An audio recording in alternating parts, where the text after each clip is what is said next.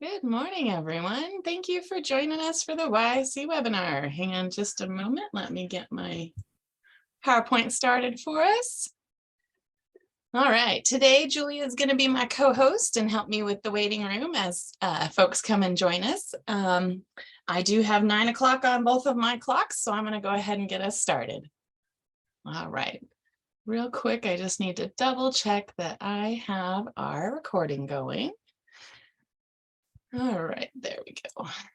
Okay, we are good to go. All right, YIC webinar 27. I can't believe we're already to October, friends. So this morning I will do our mindfulness and introduction of presenters like always. And then I'll turn time over to Cathy Davis, who's going to do some suicide prevention updates and share a new resource with us. After Cathy, Tiana McCall is going to join us and present on DBT skills, and she'll give us a nice overview. She does have a longer, more in-depth training if you're interested, so this will just be a taste of the DBT skills. Why isn't my screen on? So, real quick there, this morning, our mindfulness moment, I found this cute little idea of a mindfulness morning bucket list. And I know I love a good list, so this spoke right to me because I love a list because you can check things off as you go throughout the day. And I feel like that's really a continued mindful activity. But this particular one that I'll share on the next screen was quite a long list. So I'm not sure that we're all ready to take on 30 activities right at the beginning of the day, but maybe you can take away a few that would be helpful to help you get started in a mindful way each morning. All right, so let me switch over to the list. And as I said, that's quite a detailed list. So some of the examples they gave were mindfulness breathing and, our activities where we can do self-regulation. It also talked about, dressing mindfully. And for some of us this time of year, I'm sure that has to do with, I'm going to wear something warm in the morning and then need it to be a less of a layer in the afternoon since our weather goes through the 4 seasons in some day. And then some of the other ideas they had were to, decrease distractions if possible, which for me this morning, that is obviously not the case as I'm listening to all the chimes as people come in. And other ideas like acknowledging emotions. So for me this morning, I managed to dump coffee all over my keyboard, lock myself out of my computer about a half an hour ago. So I'm going to be mindful of the fact that I've had a kind of crazy morning. I'm sure you guys have had experiences like that before, but I can also take a moment, as I did before we started, to do some breathing and kind of bring myself back to regulation. Anyway, as always, I will share this out, and the 31 ideas on this mindfulness list will be posted with the webinar recording. All right, now I would like to introduce or reintroduce for some of us who've seen Cathy before, Cathy Davis. Cathy had taught ecology, biology, and health sciences, which is anatomy and physiology. And she did that for over 18 years. For 7 of those years, Cathy taught school success to at-risk students. She's a small business owner and a graduate of the Goldman Sachs 10,000 Businesses Small Businesses Program. Cathy has training in eating disorders, grief counseling, trauma-informed care, and is certified with the American Association for Suicidology as a school suicide prevention specialist. Cathy is also a certified QPR trainer, a Safe Talk trainer, Connect postvention trainer, youth mental health first aid trainer, and she is a Prepare trainer with NASP. She has served in her current position as the state suicide prevention specialist at the Utah State Board of Education since 2014. And Cathy is currently working on her PhD in education and leadership at the University of Utah. And I know many of us are excited to call her Dr. Cathy very soon. So after Cathy, we will have Tiana. Tiana is USBE's social worker and school-based mental health specialist. She's one of our newer specialists, and she joined USBE in July of 2022. She had previously worked as a school social worker with elementary students for 5 years, where she specialized in serving refugee students and their families. This gave her a passion for micro-level social work, which is what brought her to her role at USBE. And I know we've definitely enjoyed working with Tiana so far. All right. Let me exit out of this particular PowerPoint, and then I will get back to that later and show you all the post-training survey. But before we do that, we want to share with you Cathy's presentation. All right, my friend, you should be able to unmute and just give me a heads up if I'm not following along when I need to change the slide for you. Well, good morning, everybody. This is one of my favorite groups to present to, and it's really just at the heart of my work is working with kids that they just put footprints in your heart and you're never the same.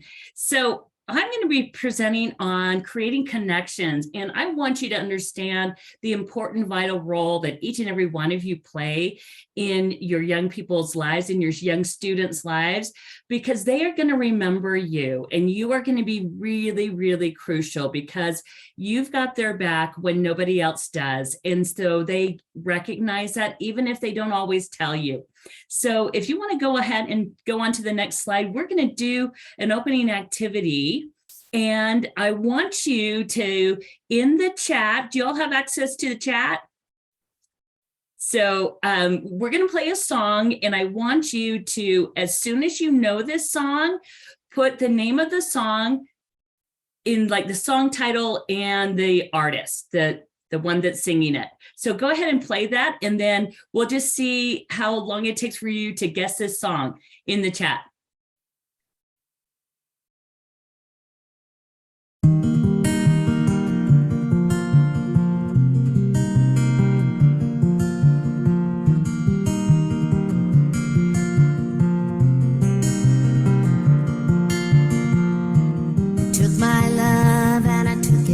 Oh, Travis has an answer for us.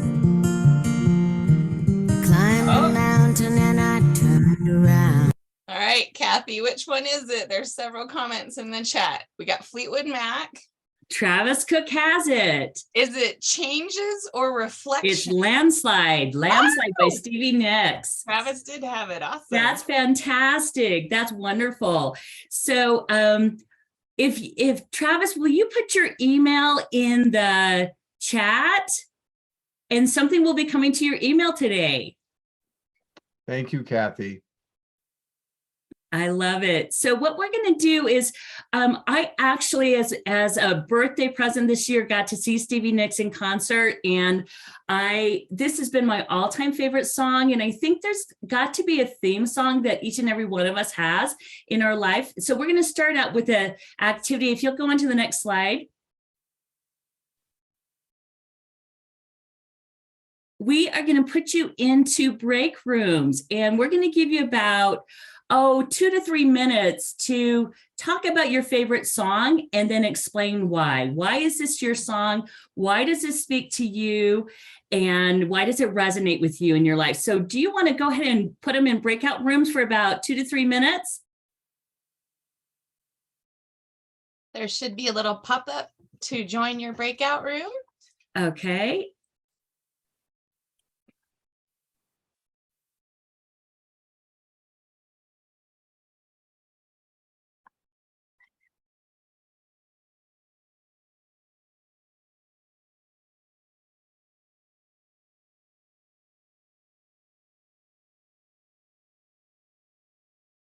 Amanda, did you want me to go into a breakout room or just continue to let people in? And You're good to go. I can stay here Okay. and run that piece if you want to hop in. And then Okay, I'll everybody join else them. should just have a little pop-up menu to join. Okay.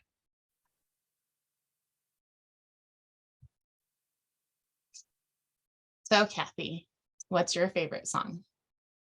We just played it. Okay, I wanted to make sure that was, sorry, I was multitasking. We just played it. And the reason I like this activity so much, and are they all getting in the breakout rooms eventually? Some have, yeah. I think we have a lot of our friends who multitask, and it might be hard for them to hop in the breakout rooms. All right. They'll just have to listen to us. Okay. So I was trying to decide what my favorite song is, because I kind of have a different one depending on the mood I'm in. Mm-hmm. But I think, and now I'm just drawing an absolute blank because this morning has been so much fun. It's that one I had that was, oh golly, I can see the artist, but not her name. Anyway, we're just glad that we got back into our computer this morning. Oh, I'm glad too. Yeah, I texted the team and I was like, I just locked myself out. Anyway. So probably give them another just 2 minutes or so, and then we'll get going and we'll kind of just discuss this and process this a little bit. And then Okay. I think we have one more breakout room, but I think it's important that, and I'll talk to you guys about this. It's important. We have a playlist for our life. We really do. We have songs that give us, and this song in particular is really bittersweet. And Landslide has been produced by, I don't know how many artists, because of the universality of it and what it explains to everybody and how it makes you feel. It makes you feel these emotions. And so. No, I agree. That's why I'm trying to find the name of the song, because I'm having like the blondest, or well, that's not appropriate. Yeah. I am having an airhead moment here. Let's see. But I was even like enjoying some of the other ones that have been covered, because one of my new teammate just turned me on to Disturbed's version of The Sound of Silence. Have you heard that one? No. Oh, think it's that's so good. Yeah, because they're a rock band, so it just like it just hits really good, and it's really, and then I shared. Molly knew it, has her hand raised. Oh, okay. Thank you. Oh, I have too many things on my screen. All right. Molly, did you have a question? Let's see. Is that what? Oh, maybe it's the unassigned issue. Hang on.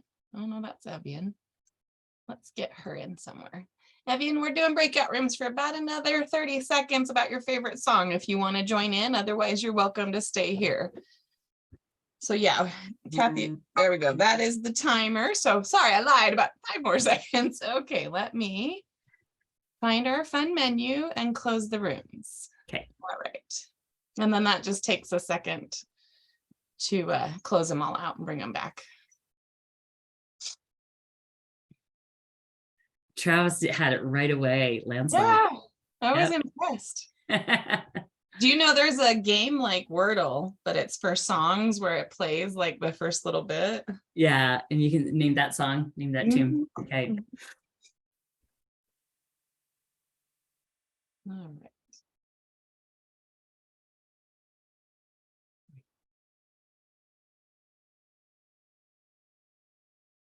Oh, participant list changes when you're in breakout rooms. I was like, what happened? Yeah.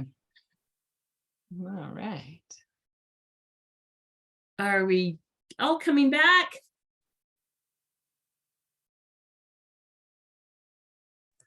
We're on our way. Okay, sounds good, Paul.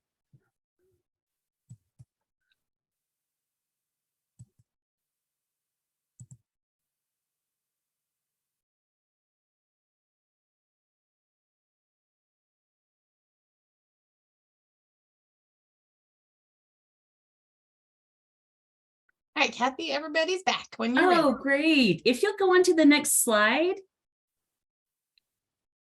We're going to have just a brief discussion, maybe 1 or 2 minutes. And I think the reason I wanted to bring music into this is I think there's a playlist of our lives, a playlist of songs that really speak to us. And, I started teaching when Forrest Gump came out. That was a movie in the movie theater. So, that was about 1994. And so, it's just interesting. The songs that I am attracted to are those bittersweet songs that kind of get at your emotions. So if we could just have you raise your hand, or just a couple people volunteer in the chat as to why this is your favorite song. If you have a favorite song and why. Or if you're brave and you want to unmute. And we'll allow you to unmute if you want to.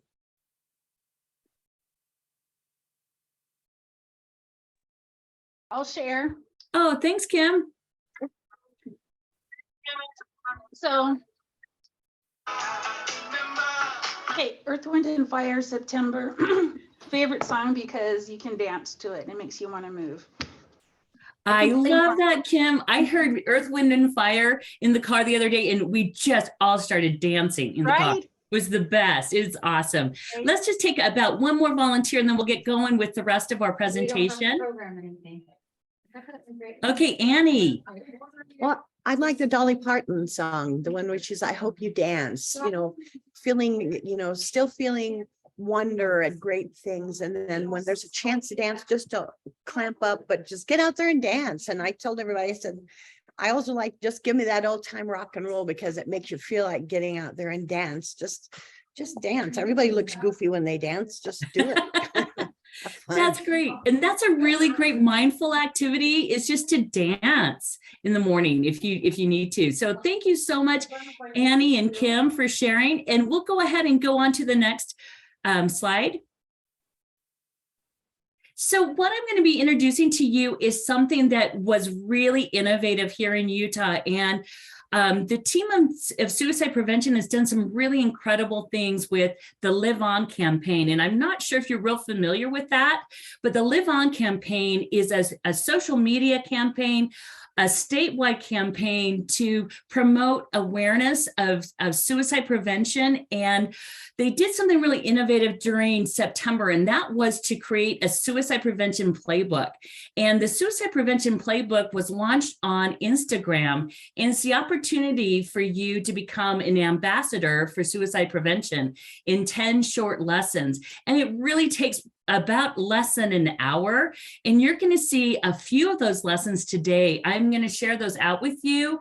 And these will be ways in which you can help interact with your students in a really meaningful way to get them the support that they need. So it's interesting that they use the term playbook, because it's like when we become parents, I remember saying, I don't have a playbook for this. I don't know what I'm doing half the time. And so lots of times we find ourselves in this situation where we don't have a playbook. So we created one. So if you'll go into the next slide. So while reporting on a suicide attempt back in February 2022, a Utah journalist said, for those who are not trained, there's no playbook to follow on how to save a person from trying to end their own life. And so that's where this all came from KUTV. And if you'll go on to the next slide, that caught our attention. It caught our attention statewide. Why isn't there a playbook for suicide prevention? So they created one. And I was involved in this process. I'm not on the films at all, but I was very much involved in creating this process. And if you go into the next one, we're going to start showing you some of the videos that we created. So we made one. And if any of you would like any of these campaign materials, please reach out to Amanda or reach out to me, because I would love to share this out with you. If you need any links to anything or any videos to just help you in your work. So going on to the next slide. 91% of Utahns report that they've been impacted by suicide, which means that 100% of us should know how to help. We believe that everyone has the power to prevent suicide, including you. We've collaborated with experts to create the world's first ever suicide prevention course taught entirely over Instagram. In just a few minutes per lesson, you'll learn the skills that could help you save a life. To enroll, follow us on Instagram at LiveOnUtah. Lessons begin this September. So the lessons are on the website. So if you go to liveonutah.org or .com, I think is one of the two, and go into resources and go to Suicide Prevention Playbook and click on that, all the resources will come to you, or you can actually enroll via Instagram. So if you'll go on to the next one. Oh, thank you, Travis. I appreciate that. So at Live On Utah, we believe that every person has the power to prevent suicide. They just need the skills. So if you've ever worked with one of your students that has a difficult time regulating their emotions, having issues with anger, coming off of a lot of trauma in their life, you know that teaching a few skills will really help. And it could be as simple as breath work, as teaching your kids how to do some square breathing, or how to take a time out, or do a mindfulness moment. many times I used to run track and cross country, and there were lots of times when I would run around the track with my students. They would always beat me because I was a lot older, but anything like that, to do that opposite action to get out of what's going on in your mind. So skills-based learning, and you are going to be so pleased to be able to work with Tiana today, because Tiana and I have collaborated in the DBT skills in schools, and this is something that's going to be really, really helpful. She'll be teaching you some skills and following up with what I say today. So skills-based learning is so key, and I think it's skills that we can learn as teachers, as mentors, that we can teach our students that it may be just something that you have a skill deficit. You know, we teach a lot of skills in academic learning, like tricks for your multiplication tables. You know, there's lots of things with that, or acrostics or mnemonics, but there's some behavioral, emotional problem solving skills that we can teach our kids as well. So if you go on to the next one. The best suicide prevention training courses usually take up to 8 hours, and that's QPR. It's an evidence-based training, and it typically costs anywhere from $30 to $120 to participate. So if you'll go on to the next slide, our reasoning behind all of this was, if you teach students skills, they'll know how to proceed skillfully in life. If I used to go to court with my students all the time, and before they would go to court, I would rehearse and role play with them what the situation would be like, and whether it was, and this was back in the early 2000s when we actually had truancy courts and we actually had other courts like that, but just giving them the skills and the rehearsal before they had to cope with a search situation. So I called it cope ahead. So how are we going to cope for what we have to do in the time ahead? A lot of our kids will have anticipatory anxiety. So what are some things that you can do to teach them to cope ahead? Or what are some things that you can teach them how to, like, decompress or do some deep breathing exercises prior to a test, or rehearse how to talk to a teacher? So there's lots of skills that we can teach as mentors. So going on to the next slide. When we worked with mental health experts, and we did this both on the state and the national level, they created this course, and it was to turn our Utahns into suicide prevention ambassadors. So on to the next slide. And there's 10 lessons, and each of them take less than 10 minutes to complete. So you can really get this done in probably an hour, hour and a half. I know Amanda is an ambassador. And how long did it take you, Amanda? Well, so some of us had to learn how to use Instagram. So it took me a little longer than the average, but only about an hour and a half. So not too long. And it's great. And you can go back to a lot of these skills. And if you go on to the next page. And it's on Instagram, and you can also access it off of the website too, if you don't have access to Instagram, or if you just want to do it on the website. And go on to the next one. Oh, Kelly says she's on lesson 4. I love that. So let me go ahead and give you a preview of lesson 1. These are 5 things you should know about suicide. And go on to the next one. There's no single cause for suicide. Suicide's complex, and it's often the result of pain or hopelessness that feels impossible to bear. So I really emphasize this more than anything else, how I actually call suicide a wicked problem. And I use the term wicked because it's something that's going to take so many different innovative ideas to understand it, because it's like this web, and you have to understand all the moving parts that take place within a person's life. So go on to the next one. So this is a text box that we captured. It is, I haven't heard from you a while. Yeah, sorry for not responding, been going through some stuff. So this is a text that you might have gotten from a student or maybe you have a conversation with a student, and go on to the next one. Let's talk through the warning signs that McKay exhibited in this example. The first warning sign was not hearing from a friend that you had regular communication with, so make time to reach out. The second warning sign was that you knew they had a breakup, which is a major life change. You knew it could potentially be really hard on them. The third warning sign is when they mention that they aren't sleeping well. The fourth warning sign, they try to push you away and tell you not to worry about them. Worrying about being a burden is a definite warning sign to look out for.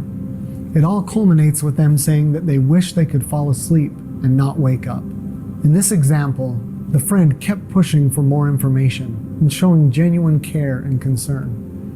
They took initiative to connect via text and then reach out in person when it was needed. Okay, so that's my very good friend, Doug Thomas. And the reason we wanted to do the lesson this way is because when you're interacting with folks, and even before you ask the question of, are you suicidal? And you are allowed as a school employee to do that. If you feel that your student is at risk of suicide, you can ask them with the intent to get them have a warm handoff to someone else and then report it to parents and do the intervention from there. So the reason I wanted to use Doug's explanation is because when you're talking to someone, it's like you're unpacking a suitcase. And if you imagine that their brain is this suitcase of all of these thoughts and jumbled things and experiences, and then you just unpack it for people, it becomes more manageable. Just the act of talking to somebody else and that act of connection, it makes your problems seem not as paramount. The thing that I also wanted to share with this one is the activating event for this person was a breakup. Now, breakups for our young people are devastating. And you've got to realize that for the first time they're falling in love, and they have all of these emotions and they don't know what to deal with them. And then a breakup happens. And so it's really hard because we have this long life of experiences, right? And it becomes like that landslide where everything falls down for them and they've got to figure it out and regroup. So if you go on to the next slide, I want you to think of this example that Doug Thomas queued up for each and every one of us about having a situation where you're dealing with someone that is having a hard time, but I want you to consider what's unique or special about your students. And in this breakout room, I want you to think of maybe one of your students will probably rise up to the top and you'll think of something, but what is it about them? When I got into education, I think I've learned more from my students and my colleagues and my mentors than I've ever been able to teach my mentors or my students sometimes, because the lessons that I've learned in the last 30 years is incredible. So we're going to give you time and hopefully we'll scramble you up so that you're not in the same groups and you can meet with someone else. And we're going to give you about 5 minutes. And I want you to really get in touch with what is unique or special about your students, because that's what you're going to key into when you're making a caring connection with your students. So go ahead and put them in their breakout rooms for 5 minutes.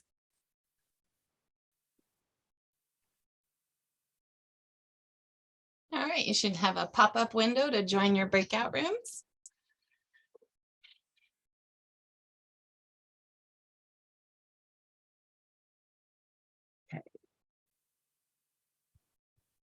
And can you tell me what slide I'm on, just so I get a sense of? You're on 19 of 35 and you have half an hour to go. Oh, I'm good. I'm exactly where I want to be. Fantastic. So this is the key activity right here. Yeah. Well, I just love giving them breakout room time together because I feel like sometimes this is just another opportunity for them to get together. So Oh, for sure, absolutely. Real quick, while they're in there, I had forgotten to open me a spreadsheet to make a roster. So I always like to capture who's Oh, yeah, fantastic. well, because I'm still doing what do you call it, Midas relicensure points. So you'll have some points for today too. Oh, thank you, I appreciate that. All right, since we have a few minutes, I'm actually gonna go try and retrieve the keyboard that had some issues this morning. So I'll Okay, be go for it. Yeah, go for it.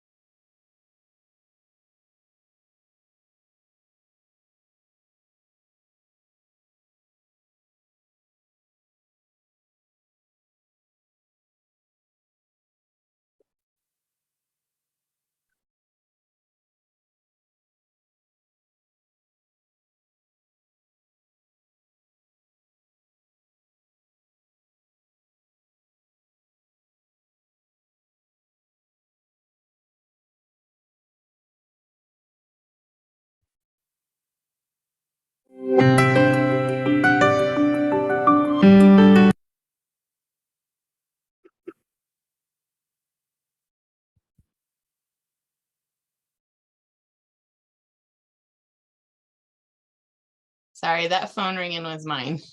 Oh, okay, I wasn't sure. I was looking around to see if it was mine or something. No, But it was mine. oh, good. So I'm on 19. Great. I'm gonna have it on my other screen so I know where I am. So I You're want to be good. able to end on time. And I am still waiting for Tiana to reply, but she was set to be with us by 10. So we should. Okay, all right. And if not, we'll have a conversation about something. I'll think of something.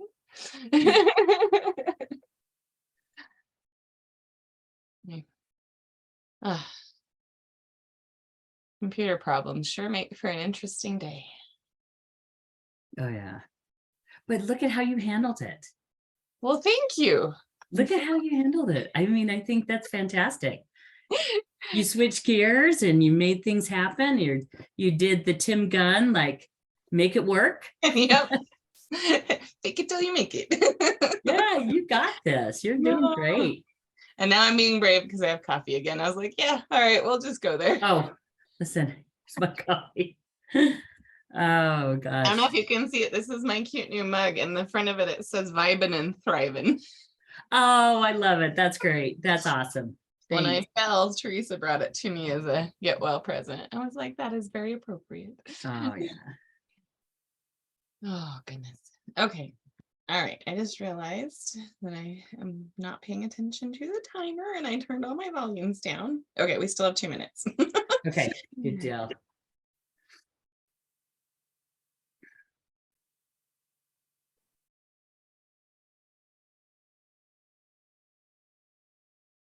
Oh, I was also going to look for us and find the website to put in the chat. Because isn't there both as, okay. Did you say liveon.org or did you Live on Utah. live on Utah? So, and I'll I find think a that's website. right. It's .org. It is It .org. Yeah. Okay, and I'm then gonna- it's under, let me find that. If you go to resources and then click on playbook, I'm going to just go ahead and here, And I'll copy it and put it in the chat. Perfect. Perfect. Okay, there you go. Awesome. And this is just so, it's just such a great resource. Just if you need to go back and refresh any of your skills and things like that, it's just a really quick Yeah. way to do that. Well, and it was so nice to see all the Utah. I mean, I suppose I recognize people maybe more than everybody Yeah, else. well, I know all of them. They're my dear friends. And so, And I'll be talking about that because, I think we have to create that bubble of love around us, people that get us and know us and accept us unconditionally. And so that's kind of what we'll be talking about. That's what All Connection is. Yeah, no, absolutely. We had our connection last night. My husband had his birthday and, our village dinners.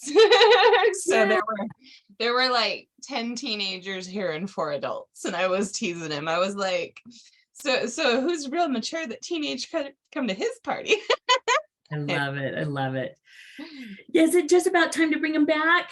So my phone says it's time to close the rooms because that gives them the signal to come back. So, yep. Okay, sounds good. Oh, I got to hit one more button. There we go. Now close all rooms. All the pop-ups here.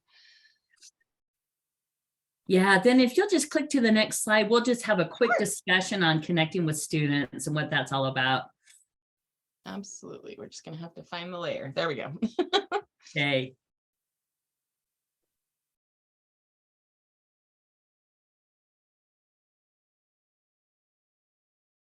There's about 30 more seconds until it'll force them back, just so you know. Okay, sounds good.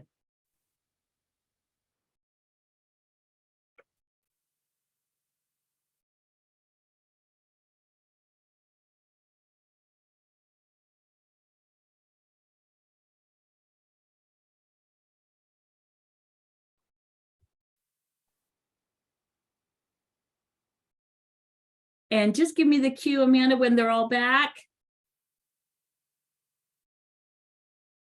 Let's see, not quite yet. We've got a few that are hopping back right now. Okay, sounds great. There we go.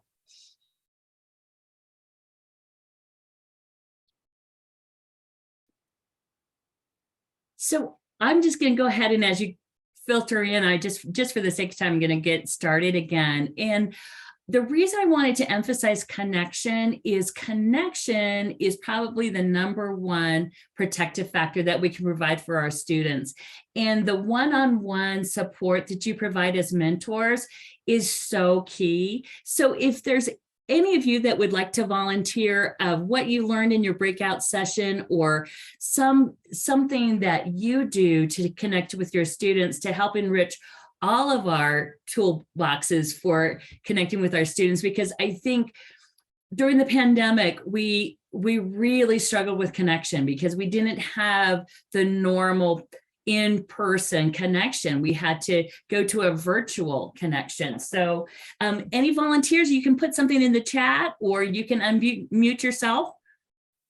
I'll volunteer. Go ahead. Hi, Kelly. Hi. So we talked about in our group how every one of our kids are unique because they come with all different things. They come with an IEP or they come with trauma, of course, we all know that, and how unique and how different all of our students are and how we have to find the different ways to connect with that student. And sometimes it's completely different from what maybe Annie has to do in Iron County and Travis does at the state hospital than what I have to do in Tooele County. So everything we found is just every kid is unique in their own way. And we just have to figure out what we're going to use in our toolbox to help these students know that they're loved and cared for when they don't ever feel that. When they feel like they can't, like I have a student right now, I just told him, I says, he knows his parents don't want him to come home because he's a threat to the other kids. He knows that. So what does he have to work for? So we have to find those things out. And we just kind of talked about how every kid is so different and so unique in their ways. Oh, Kelly, I just love that. Thank you so much for adding that because, you know, the thing is, when you mention the fact that our kids don't know that they're cared for and that they're loved and unconditional, and that provides them such an amazing avenue for growth is, you know, I think when we teach our kids to be kind to themselves, and I think we have to be kind to ourselves too. Is there another comment before we move on about connecting to your students?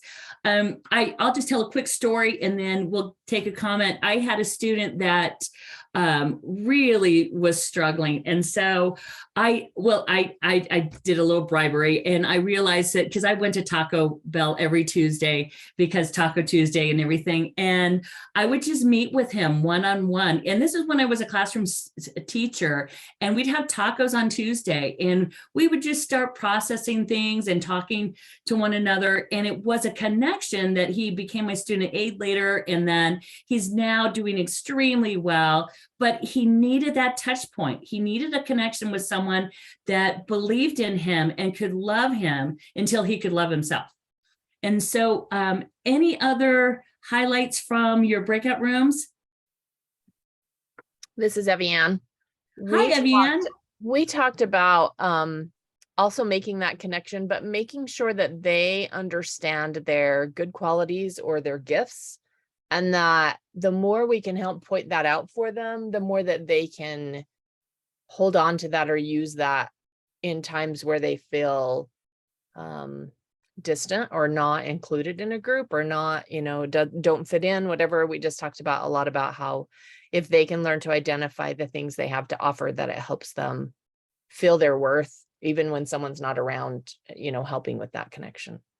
Oh, absolutely. Thank you so much. I'm just going to read from the chat.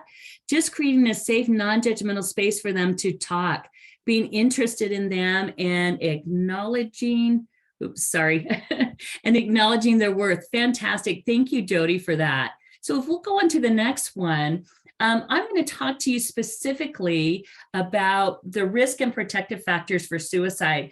The risk factors that we identify most often are depression, other mental health problems. One thing you've got to understand is the state as a whole, if you look at the nation as a whole and look at all of our students on this macro level, it's not just our Utah students that are suffering with increased anxiety and depression, it's the entire nation. And you've got to realize that after a major event, and we had a global event with the pandemic, and with a global event such as a pandemic, that recovery cycle is going to take a long time. After Hurricane Katrina, they're still recovering from that. And even with 9/11, there's still a lot of recovery. And so you've got to realize that when folks are in pain, they want to do anything they can to resolve that pain. I'm an emotional eater. I won't tell you that I will get the thin wafered Oreos thinking that it's not going to be as tempting as the real double stuffed Oreos, but I can go through half a sleeve of thin Oreos just as I can like the double stuffed Oreos. You know what I mean? So alcohol or drug use, feelings of social isolation. So difficult life situations. And you've got to realize, depending on the age group that you're dealing with, if there's some difficult life situations, we've got kids that I call highly sensitive kids. And I put kids into two categories because I'm a biology teacher. I say there's kids that are like orchids that are really, really highly sensitive to their environment, sensitive to everything around them. And then we've got the kids that are like dandelions, that they can thrive in just about any environment and bounce back. But when you have a kid that's like an orchid, or if you're talking about menus, for instance, sometimes I'm dealing with a kid and it feels like I'm reading the Cheesecake Factory menu. Who's been to the Cheesecake Factory? And you're looking at that menu and you look at all the different things going on. And it sometimes feels like this student is just a Cheesecake Factory menu. But the fact of the matter is our kids are so unique and wonderful and have so much to offer all of us. So the protective factors that we can offer are life skills. It's problem solving. I've sat down with so many kids and done a pro-cons list, and a pro-cons of doing the action and a pro-cons list of not doing the action. Like breaking up with my girlfriend, pro-cons, not breaking up with my girlfriend, pro-cons, and seeing all sides of the situation, because most of our kids, the prefrontal cortex, or that ability to have executive function, is not really online all the time because they're in high stress situations. And so the alarm clock of their brain, the amygdala, is always firing. So you've got to connect the two so that they have the executive function to process really difficult situations. Positive school experiences, recognizing what's going well with your student is so key. When I ran School Success, I would do Friday calls, and when I'd call parents, I'd say, I don't want you to be alarmed. This is a good call. You might not have had a good call in the past, but this is a really good call. I want to celebrate your child and tell you what your child is doing.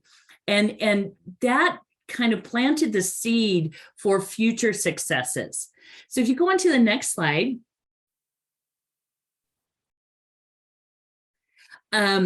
Sometimes your kids are going to be in crisis mode. And this is just kind of a precursor to what you're going to learn with Tiana later on. But when you have a crisis going on, you've got intense pain and it cannot be helped quickly. You want to act on your emotions, but it's going to make things worse.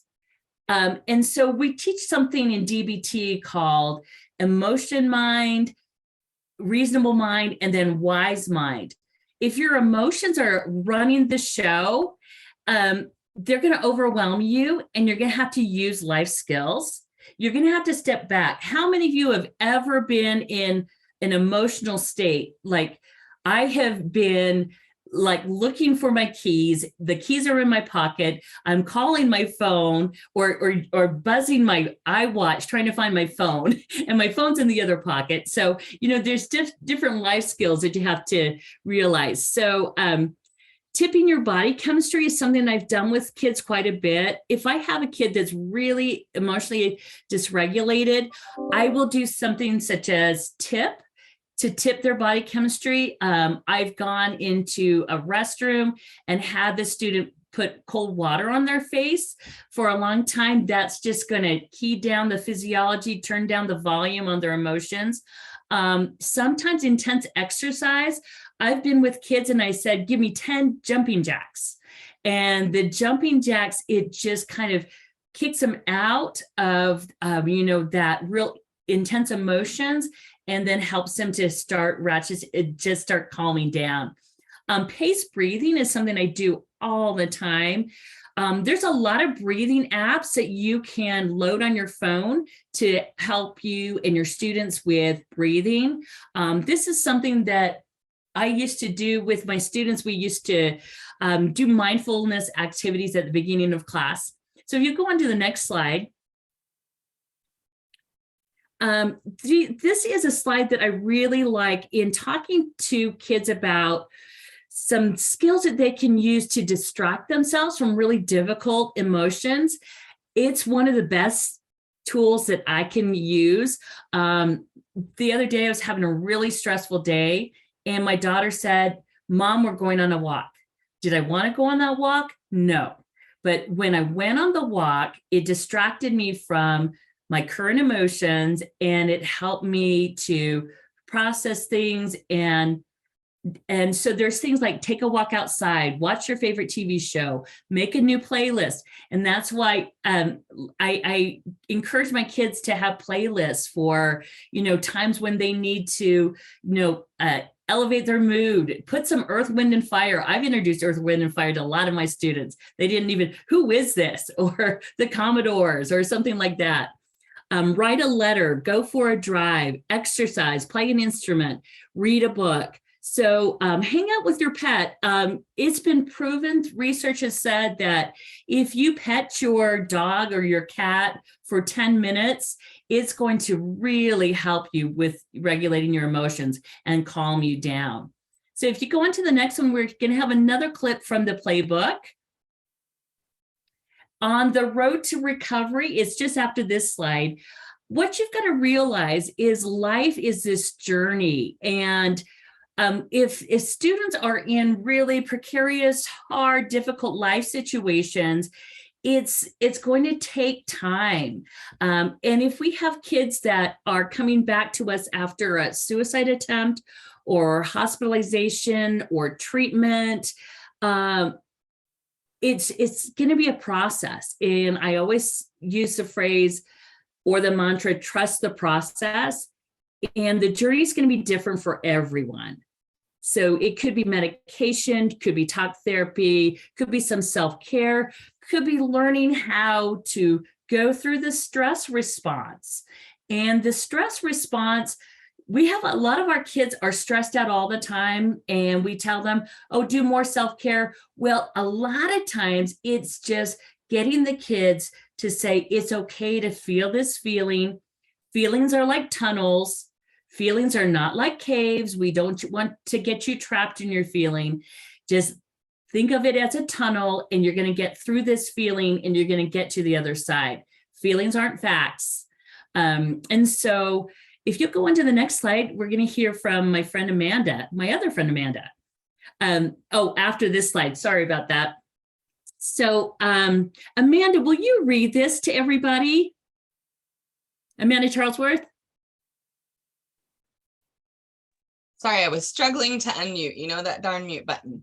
The Got it. expectation that we can be immersed in suffering and loss daily and not be touched by it is as unrealistic as expecting to be able to walk through water without getting wet. In the chat, what does this say to you?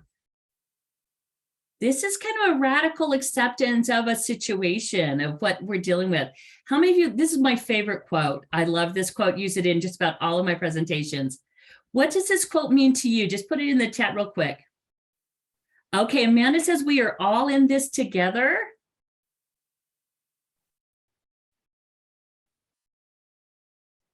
And do our students realize this? Do they realize that we're all in this together and that they can connect to you for help to get through that? Any other comments on this? Okay, we'll go on. None of us are, it normalizes that we may need help. There we go. Thank you so much, Juliet.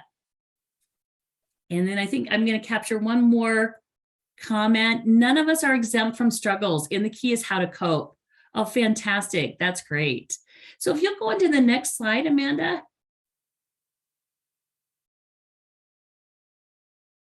Okay, and I think you might have... I use she, her pronouns. My background is in education. I believe that by teaching people how to have direct, open, and honest conversations about their mental health, we can reduce suicide in our state. Sometimes, people get nervous to ask someone if they're considering suicide. They worry that bringing up the idea of suicide will make someone more likely to attempt it. That's actually not true. In fact, research shows that talking about suicide can actually reduce suicide risk. It's a crucial first step in helping people find support. So how do you start? Ask directly. For example, you can say, "Are you safe?" And follow up with, "Are you considering suicide?" When you speak directly, you show that you're a safe person to talk to about these really difficult subjects. Okay, this is one of my favorite videos, and Amanda Darrow is one of my favorite people to work with. And I think what I noticed as I was watching this is, as Amanda is talking about this situation, it's just a conversation that we have. I think one thing that I draw upon all the time is my first job was in an emergency room in Bartlesville, Oklahoma, at Jane Phillips Episcopal Memorial Medical Center. I was a switchboard operator and also an admitting clerk, and I was 16 years old. And I worked in an emergency room, and the reason they hired me is they said, "You are so calm." And I just stayed calm. And the thing is I just realized that in situations like this, and as I get into situations with crisis and suicide prevention, we're just dealing with a situation, things as they really are. And we don't want to make the matter worse for the person. We just want to say, hey, you're really struggling right now. You need support. It's like someone is dangling off of the cliff and we have a rope, and we can either be really panicked, or we can just say, we've just got to get you up onto the safe ground. And so whether you're giving support or needing it, you're really not alone. And so the thing is, when we are dealing with our students, sometimes it feels like we're in a tug of war, and they're tugging on one end of the rope and we're tugging on the other end of the rope. But what we really need to do is drop our end of the rope and just meet our students where they are, not where we want them to be, because where they are is where we need to meet them, and then work from what we're dealing with then. And if you go on to the next one. I'm Amanda. Okay, whether you're giving support or needing it, you're not alone. And so that's what you need to recognize, that you're a vital, vital piece in preventing suicide and keeping our students safe. So if you go on to the next one, the course overview, I just wanted to spend a minute on this slide, because when we were getting together as a team, and we've been doing this, and I'm almost at my decade level of being in suicide prevention, 30 years in education though, we realized big picture is, first of all, we got to know what we don't know about suicide, that it's really complicated. We need to know that we have a role in suicide prevention, and we need to know when to check in. Creating a safety plan is something also that when you do a warm handoff, oftentimes they'll do a safety plan with the student. And then asking the question, if you noticed how Amanda asked the question, it was just like, so you're not feeling safe. Tell me a little bit more about this. Or just repeat back to them what they are saying to you in terms of the dialogue of what's you've unpacked with what's going on in their life. Then where to find help, helping others heal, and then how to talk about mental health just in general. So if you go on to the next slide, how can you help? So if you go on to the next slide, how do we instill hope and start a conversation about suicide? If you'll just go ahead and click until everything comes up. You focus on protective factors like connection, coping skills, reaching out, creating safe environments. If your students haven't loaded Safe UT on their phones as an app, make sure that they have that. Safe UT is an amazing resource. We actually were the ones that started the process of changing the suicide prevention lifeline from 1-800 blah, blah, blah, blah, to just 988. So it's just 988 now if you need to call the crisis line. If you go on to the next one, focusing on protective factors, connection, coping skills, reaching out, creating safe environments. And then the next slide. Okay, is understand your circle of influence. When you're in crisis, you're really overwhelmed. You don't have your executive functioning online. It's really like if you've been on your computer and all of a sudden you lose your internet, you lose your connection. You need to get the internet back connected, right?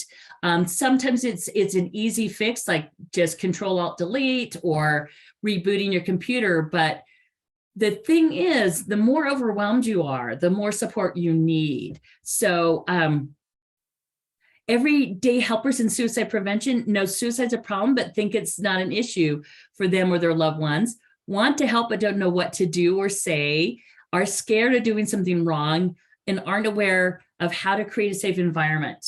And so if you go on to the next slide, it'll go through all the different supports that are out there. And this is for you as well, because I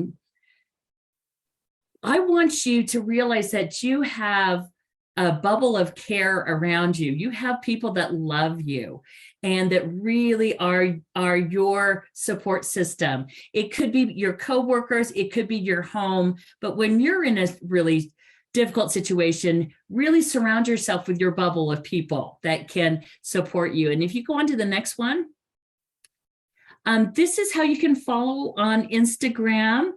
And in the chat, we'll have some other ways to do that. And if you go on to the next one, it really starts with you and your friends, family members, neighbors, and even coworkers. And your organization can start the ripple. One thing that I really want to promote is for schools to have their faculty members do this training.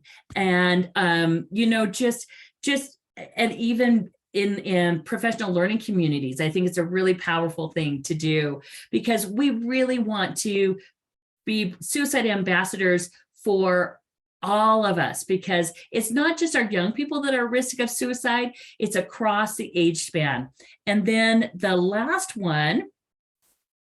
couple of slides, this is a quote from my dear friend, Michael Staley, that's going to call me in 2 minutes, is to offer a helping hand when someone needs it. It's the essence of being a UTON. You have a role to play in suicide prevention. And I think that's our last slide, Amanda. Thank you so much. I am going to have to sign off. I've got a call coming in 2 minutes. And Amanda, if you'll take questions from folks, and if there's anything that I need to do, and then we'll just connect later. Thank you so much, folks. Thank you, Cathy. I really appreciate you carving out time to help or present this morning. It's absolutely. Glad to do it. We'll take any questions that they have for you are welcome to come by email, or you can pop them in the chat and I'll capture them to save for Cathy for later. I also see Tiana has joined us. Hooray, hooray. It's the ripple effect of computer fun has also affected Tiana, but I think she should be good to go. Thank you, Cathy. Thank you so much. Good luck with Michael. Tell him hello for me. I sure will. Thank you so much, everybody. And thanks for the amazing work that you do. Thanks, Cathy. All right. Tiana, my friend, let me stop sharing so that you can share.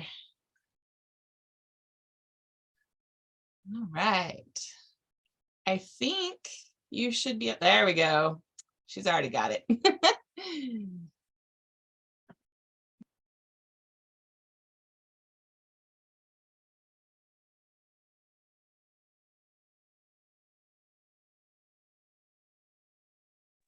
All right. Sorry, I was just getting situated. Can you all hear me okay?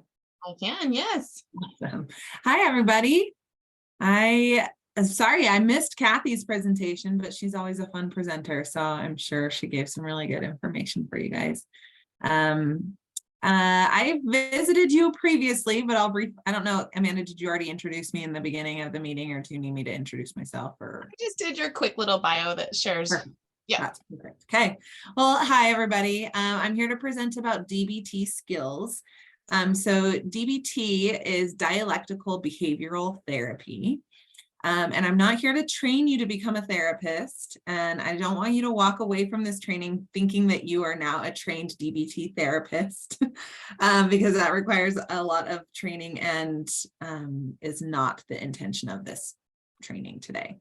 This is really just to give you some strategies that are related to dialectical thinking and are used in dialectical behavioral therapy to help clients or patients practice the skills that they're learning in therapy. So these are just strategies that you can use with students that are related to dialectical thinking. So DBT was originally started to treat like personality disorders and has since been expanded to really help with any sort of interpersonal challenges, or it's useful for basically everybody, even if you don't have a diagnosis of anything. All of these skills are really beneficial to use in your life whenever you have conflict kind of come up for you. So I hope these are applicable to your life, but also things that you can help students with when you're working with students. So here's my contact information if you need it. It'll also be at the end if you need it as well. So dialectical thinking is the concept that two things that seem opposite can both have truth in them. And that it's really important to consider various perspectives when we're solving problems or coming up against challenges, while being able to keep our own perspective as well. So being able to balance two things at once, especially when they seem to be opposing. It goes beyond the black and white thinking that we often find ourselves in when we're facing a really challenging situation, and allows us to exist more in the gray zone and more in like the possibility of alternate options. So we're going to start with naming and identifying the fact that we all face challenges throughout our lives, regardless of our upbringing or where we came from or who raised us, anything like that. We all face challenges, and we can categorize these challenges into 4 main groups. DBT offers 4 categories of skills that help mitigate some of those challenges and helps address some of those challenges. So the 4 common problems that we all face at some time in our lives. The first one is confusion or distraction. Raise your hand if this applies to you. Do you ever feel confused or distracted? Yes. Good, me too. The second one, and then the DBT skill that we will talk about that helps with that is mindfulness. And there are several skills related to mindfulness in there that we'll go through. The second challenge that we all face is difficulty managing emotions. Raise your hand. Who feels that this is challenging for you? Sometimes this is hard for me too. And then the DBT skill that covers this is there's a category of skills for emotion regulation. The third challenge that we face is impulsiveness, or reacting really quickly to something without stopping to think about it. And the DBT skill that we use to combat that is distress tolerance. So being able to sit in the discomfort instead of reacting impulsively. And then the fourth challenge that we all face is relationship problems. This could be any sort of interpersonal challenge. It could be work-related relationships or personal relationships with family of origin, any sort of relationship that you may have. And in DBT, there are interpersonal skills that we'll go through. So the important component about teaching these skills to students is that pointing out that we all face these challenges, that it's not just because they're kids or because they're teenagers, it's because we are human. And we as adults also face them, and we're working on overcoming them and working through them as well. So being able to make these challenges normal and point out that it's a normal part of life to face these challenges can be really impactful for students. And like I said, the DBT skills that are on the screen now are essentially helping you develop some strategies for coping with those challenges. So we're going to go through all 4 of these like super duper quick. I offer a full training to mental health, school-based mental health professionals that goes into these in a lot of depth. We don't have the time to do that amount of depth today, so I'm going to rush through them very quickly. But even if you want to dig into more on these and you're not like a clinician or something, you can just Google DBT skills and these will come up with lots of ideas for implementation. We'll go through some of them today, but these are a quick Google search away as well. So if there's like a category you're like, ooh, I wish I could learn more about that, Google's your friend here. Any questions so far?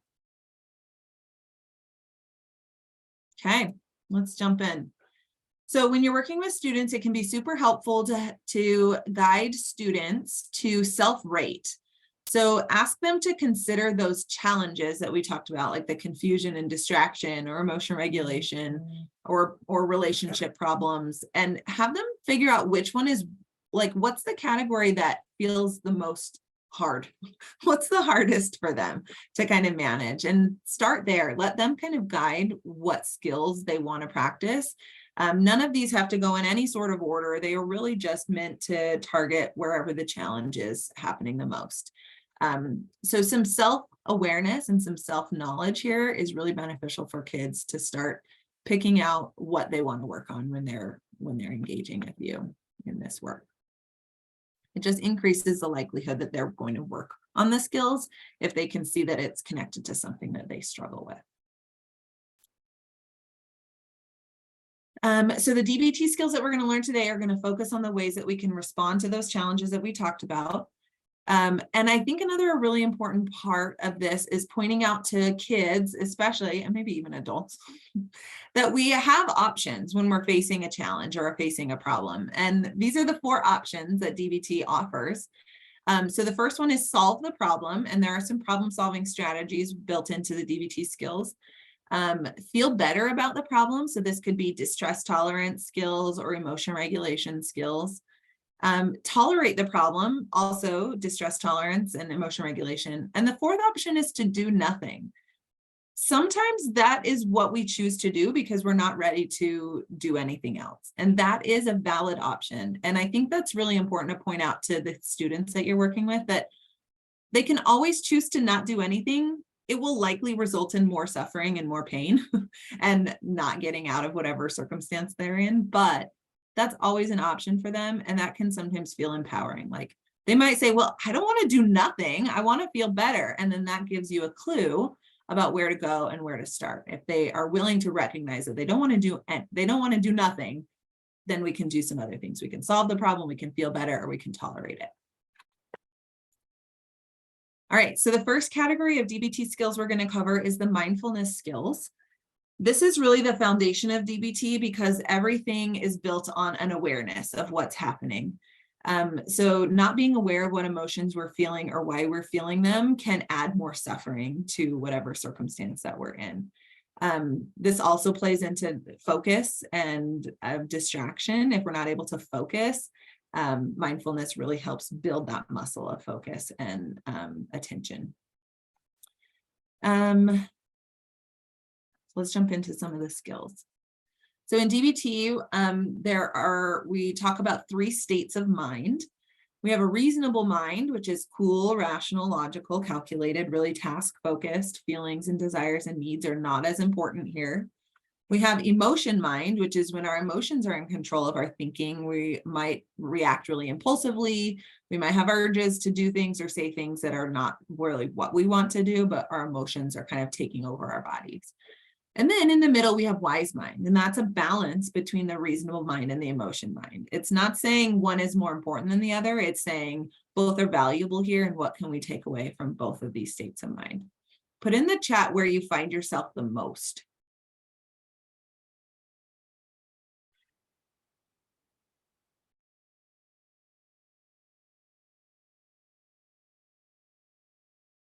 Good, wise.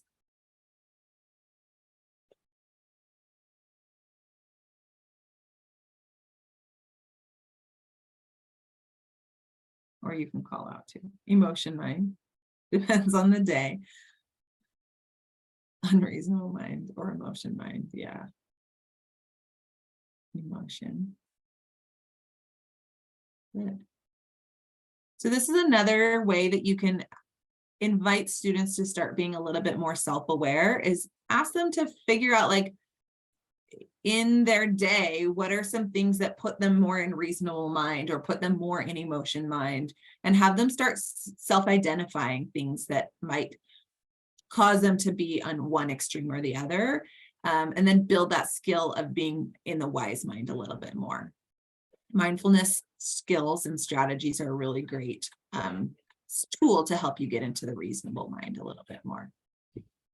Lost my mouse. Here we are. Reasonable mind, Annie. I'm the same. Like, forget those emotions, turn them off. I'm going to be reasonable and very structured and logical. It's not as healthy either. Good. Okay. So in DBT mindfulness skills, there are what skills and how skills. The what skills are done one at a time, and these are observing, describing, and participating. And the how skills are done all at once. And these are non-judgmentally, one mindfully, and effectively. So some examples of what skills with the observing would be literally just looking at something. You could tell a student, look around the room and just see what your eyes see. The tricky part here is not getting into describing automatically. The interesting thing about this is we're essentially trained to describe things from infancy because our caregivers tell us what we're seeing all the time. They are constantly narrating to us what we are observing, and we have a hard time just staying in the observing and not describing what we're seeing. Then the last one is participating, so doing something wholeheartedly with your whole body not thinking about like what other people think about you or what else might be going on or what I should be getting done, but doing something completely. So these ones really have to be done one at a time to be mindful. The how skills, non-judgmentally, one mindfully, and effectively should be done simultaneously because they are kind of all lumped together. So when we're practicing mindfulness, we should be practicing without putting judgments on what we're doing or what we're saying or what we're thinking. And the goal of this is to be effective. So like if you're practicing mindful eating and your goal is to just notice what you're eating in the moment, the point is just to notice what you're eating in the moment. It's not to get full. So the effectiveness here is being able to notice what you're eating and not necessarily eating enough to be full. So that would be an example of doing something effectively, of knowing what your goal is by connected to what it is that you're doing. Any questions on the what and the how skills?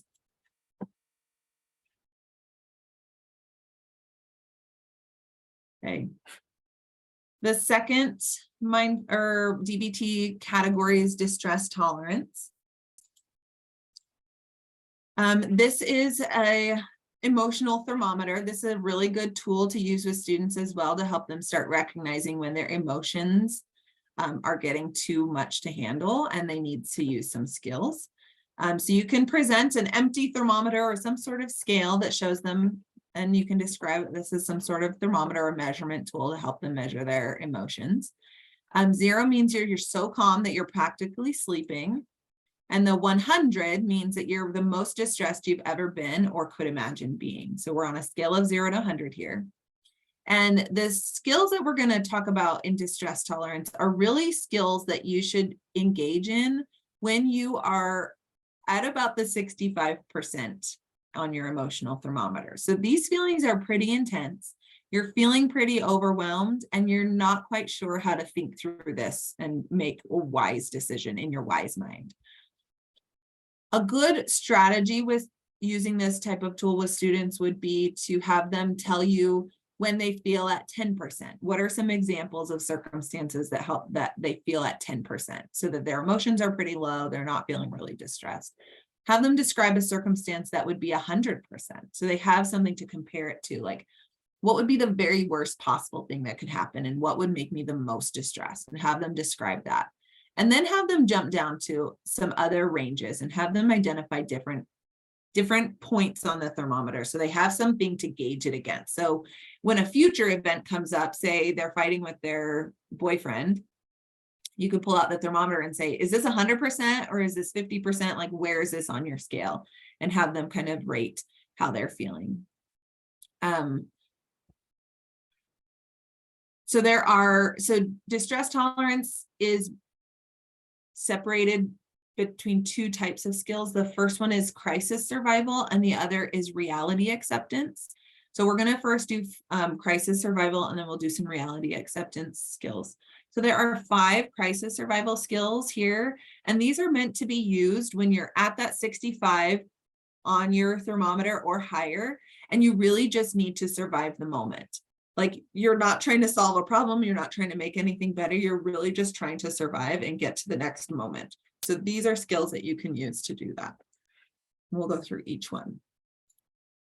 So DBT uses a lot of mnemonics, and so there's like words with words connected to them. So the first one is accepts, wise minds accept. So this is a distraction strategies. These are ways to distract your mind or your emotions from whatever it is that's going on in order to reduce whatever you're feeling in the moment. It's not a long-term solution. Remember, we don't want to always distract, but sometimes distraction can be helpful in order to just reduce that intensity quickly. So the accept stands for activities, contributing, comparisons, emotions, pushing away, thoughts, and sensations. So activities would be really anything that you can do. This could be doing a puzzle or running down the block or bouncing a basketball. It could be really anything that is actively engaging your body. Contributing is doing something kind for somebody else, writing a thank you note, taking somebody some cookies, doing something nice for somebody else. Comparisons is comparing how you might have handled a situation in the past to how you're handling it now. You want to avoid comparing yourself to others in this circumstance, but really comparing a past situation where you were able to handle a difficult situation.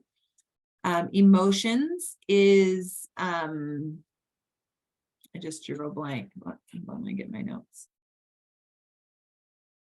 Oh, so doing like the positive, like doing a positive opposite. So if you're feeling really, really sad, the last thing that you probably want to do if you don't want to feel sad anymore is to listen to a really sad song.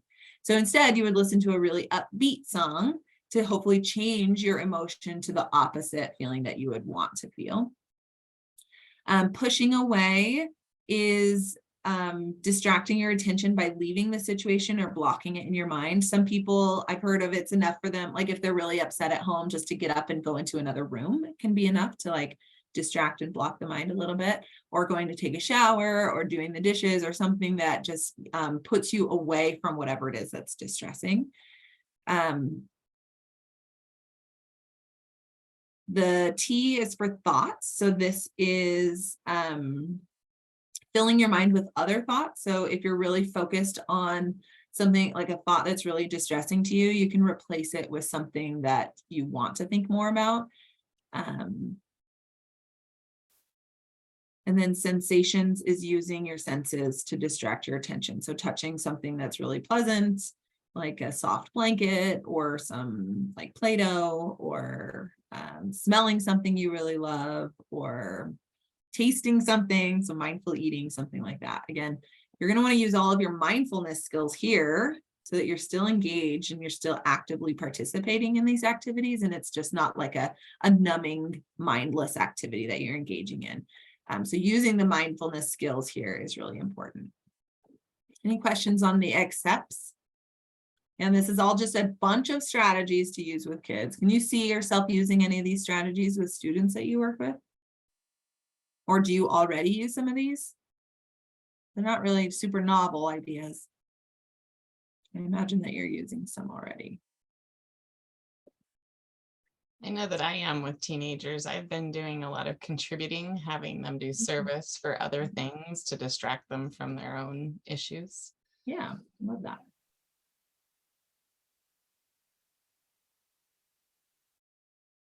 Good. Okay, the next one is self-soothe.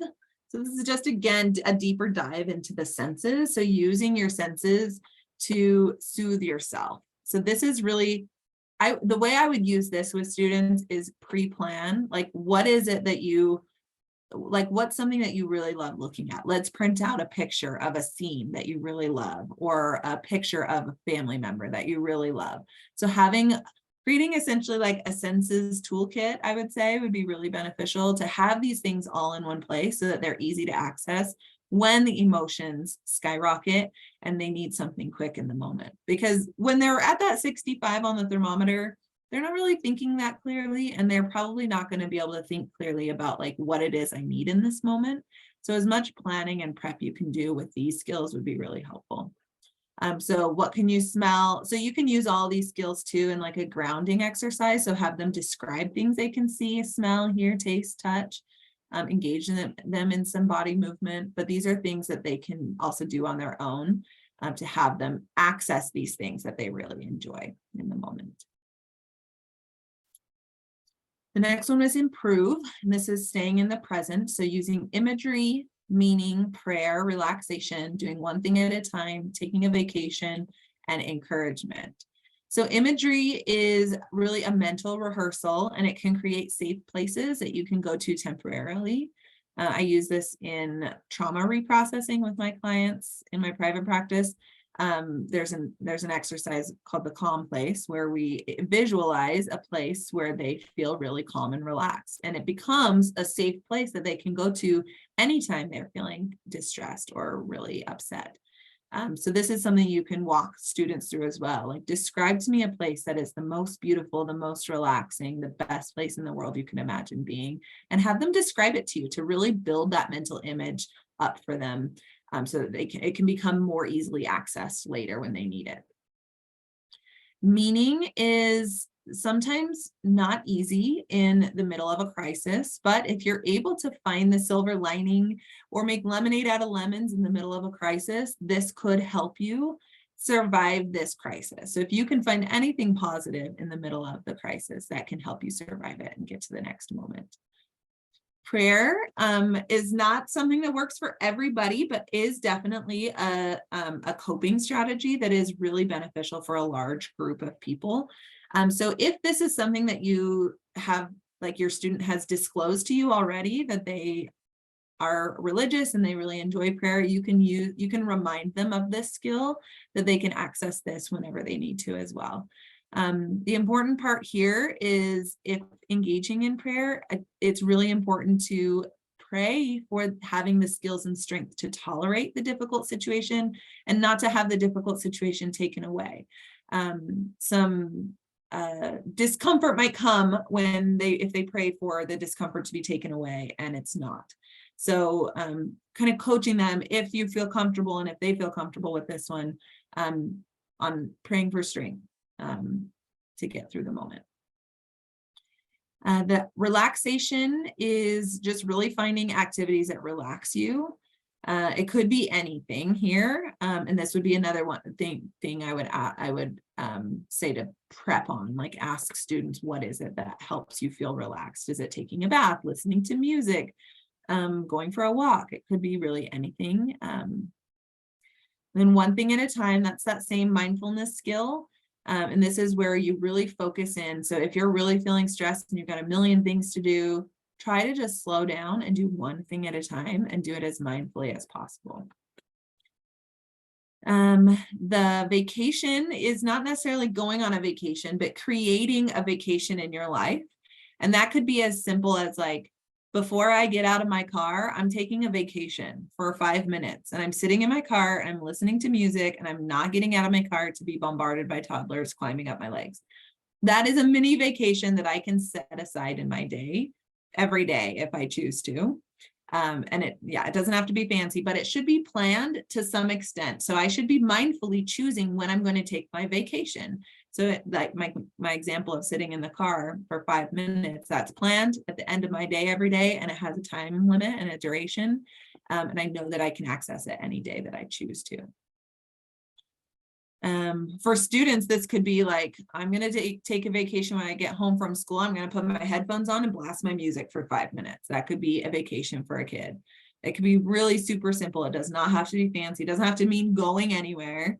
It's really just the intention of taking a break and taking a moment for yourself.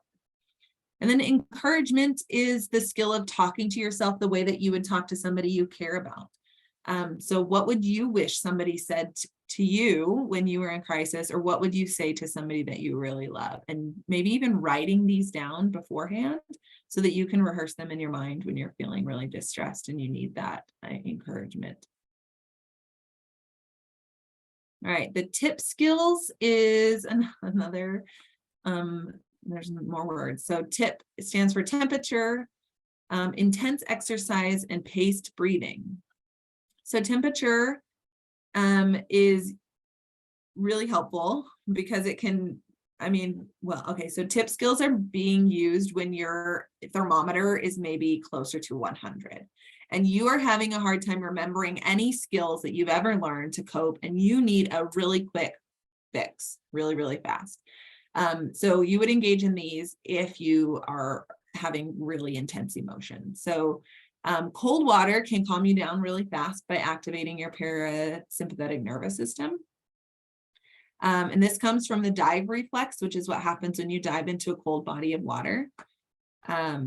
What do you think happens when someone falls off a boat into the cold ocean or a cold lake? You can put it in the chat or call it out. What do you think happens to your body?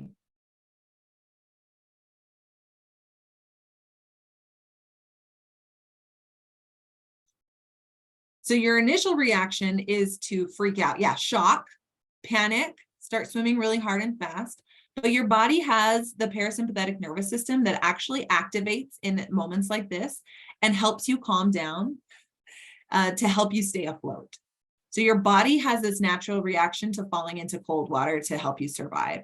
So you can activate this by plunging your face into a bowl of ice water, and it has essentially the same effect by causing you to like enter into this calm state so that you can survive essentially a crisis. So sometimes people will literally have a bowl of ice water and they'll dump their head in it like that and do it like 5 times, and that'll help decrease whatever panic they're in. You can do this at a school by like getting a drink of water, like a really ice cold drink of water, or even putting some like an ice pack on your forehead or on your temples or something could activate a similar response. It probably wouldn't be as strong as dunking your head in ice water, but could activate a similar response. I think I talked about this in a different training that I did with you guys, I think. Okay, any questions on temperature? So the key with this one is really just changing your temperature quickly can activate, and getting it cold really quickly can activate this calming response. Okay, intense exercise has a similar effect. It causes your heart rate to escalate really quickly. I mean, if you're in a panic attack, your heart rate is probably already escalated, but the key is to get it really escalated and then to decrease it. And that essentially trains your body to recognize the calm state that happens after your heart rate escalates really quickly. So this could be jogging in place really fast for 15 minutes, 10 minutes. That sounds like a long time. I do not want to engage in this activity. But little kids might enjoy this, having them run around the park or jump on a trampoline, anything that really activates their body so that they can experience the deactivation. And then paced breathing. This can be used anywhere because we always have our breath with us, but this paced breathing naturally slows down when we exhale. So you would want to pace your breathing to have a longer exhale so that you can decrease your heart rate even more. So an example of this is like box breathing, or like 4-7-8 breathing. I can't remember the numbers, but the intention with this is to have a longer exhale than an inhale so that you're increasing the time that you're able to calm down your heart rate. Again, these skills are not going to solve any problems. These are really just to help tolerate the moment and get through the moment. The last one on distress tolerance is pros and cons. This is essentially just comparing options. I like this model of pros and cons. I always felt kind of stuck with doing pros and cons lists because I'm like, I just don't like, I have a list of like 10 things on both sides. So what's the better one? And I just get stuck on pros and cons. But I like this addition of the pros of doing it or not doing it, whatever the urge is to act. And then the cons of doing it or not doing it, so that you can kind of figure out like, ooh, where do I want to fit? And then adding on to this, what are the short-term outcomes and the long-term outcomes with each of these things? So an example would be like, I'm going to walk out of my classroom because I'm pissed. So what are the pros of walking out of the classroom? What are the cons of walking out of the classroom? What are the pros of not walking out of the classroom? And what are the cons of not walking out of the classroom when I'm pissed? And then labeling each of those with, what do I get short-term and long-term? And most often, the long-term gains are going to be what you're shooting for when you're helping guide students to making a choice, is whatever has the most long-term positive outcomes, that should probably be the choice that you make. Because short-term, yeah, it feels good in the moment, but it's not going to add to your long-term goals of what you want to accomplish. So this could be something like if you have a student that's really struggling with something over and over and over again, you could work on this skill to help them figure out what it is they want to accomplish by acting on the urges that they get when they're feeling the strong emotions.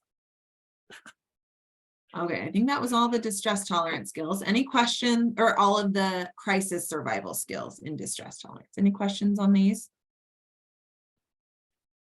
I told you I was going to go through really fast. And again, Google's your best friend. So write these down if you want to, and you can dig into them a little more later if you want to. Okay, the other part of distress tolerance is reality acceptance. So there are 4 reality acceptance skills, and they're all pretty much related, and it's all connected to accepting reality. So I'll go through them fairly quickly, but there are some strategies that you can use here. This, I would say, is the hardest skill in my mind to practice and to achieve, because it is freaking hard to accept that something sucks and to like live with that and to live with the fact that something sucks and I can't change it. And that's the part here that's really important, is that these should be used when you can't change the circumstances that you're in. And you don't, and maybe you feel powerless, or you feel like you have no say in what's going on. These are skills that could be really helpful to kind of change your perspective and change how you're coping in the moment. So radical acceptance requires awareness, acceptance, and then action. So in order to accept something, you have to be aware of it. So that's why we start with awareness. And then you have to accept the reality of the problem. And that has to occur before you engage in any sort of actions like problem solving or grieving or anything beyond that. But the acceptance is the part where you say, this is what it is, essentially. You can think of this as the AAA model, is sometimes how it's referred: awareness, acceptance, and action. So the first skill is turning the mind. So this is a continual practice. So acceptance is a continual practice, because you might accept it today and then tomorrow you're reminded about how much it sucks, and you have to remind yourself to accept it again and again and again and again. It might take a long time to fully accept it and not have to keep using the turning the mind exercise. So the first step in this is to notice when you're not accepting. So things like, this isn't fair. I wish it was different. I don't want this to be happening. Those are all clues that you're not accepting the reality. The next step is to make an inner commitment to accept. So just internally saying, I want to accept this circumstance. I want to realize that this is just what it is. And then repeat. So it's just noticing and making the commitment to keep trying to accept the circumstances. I do want to point out that accepting the circumstances is not saying that things are okay, and that the way that whatever is happening, like not agreeing with what's happening or saying that it's okay, or like giving in and just saying, okay, it is what it is, I give up, I'm never going to do anything else anymore. This is really just an awareness that things are as they are. And then you can take action, like was in the last slide. You can take action with accepting the way that things are. Okay, so willingness. First, before we jump into willingness, we're gonna, well, I can't remember how I designed this. We're gonna describe willfulness, which is the opposite of willingness, and then compare it to willingness. So willfulness is refusing to tolerate a situation or just giving up. It's trying to change a situation that can't be changed, or refusing to change something that must be changed. It's like the terrible twos. Who has had a 2-year-old? No, no, no, no, no. Or the 3s. My 3-year-old is in this phase too. And it's like the opposite of doing what works or being effective to try to get what you need. It's really digging your heels in and saying, I'm not budging. So willingness is allowing the world to be what it is and participating in it fully. It's doing just what's needed, no more, no less. It's being effective. It's listening carefully to your wise mind and deciding what to do. So not leaning too much towards the reasonable mind, the logical mind, and not too much towards the emotion mind. And it asks, what is the threat here? So when you're noticing that you are kind of digging your heels in a little bit and you're rejecting reality a little bit, your wise mind can ask, what is the threat here? What am I afraid is going to happen? What am I afraid of here? And asking yourself, what is the threat? I think this is the last one, mindfulness of current thoughts. I have a little picture of a boat here, and it was so hard to find a cute boat. I wanted like white lines on the boat, and I ended up with this really weird orange one. That's okay. So we'll do this activity together. I think it's super helpful. So imagine you're sitting on a large and beautiful riverbank. If you want to close your eyes, you can to imagine it more. Imagine you're sitting on a riverbank. Maybe the breeze is flowing. Maybe you can see some grass swaying in the breeze. And you notice on the river, a boat is starting to come into vision. And on that boat are all of your thoughts and your emotions and your urges and your sensations. You can see the boat coming down the riverbank, and you realize you have two choices. You can jump in the water, swim to the boat, climb aboard, and go down the river with all of your thoughts, emotions, and sensations and urges, and follow that boat forever down the river. Or you could stay on the riverbank and notice that all of those things are on the boat.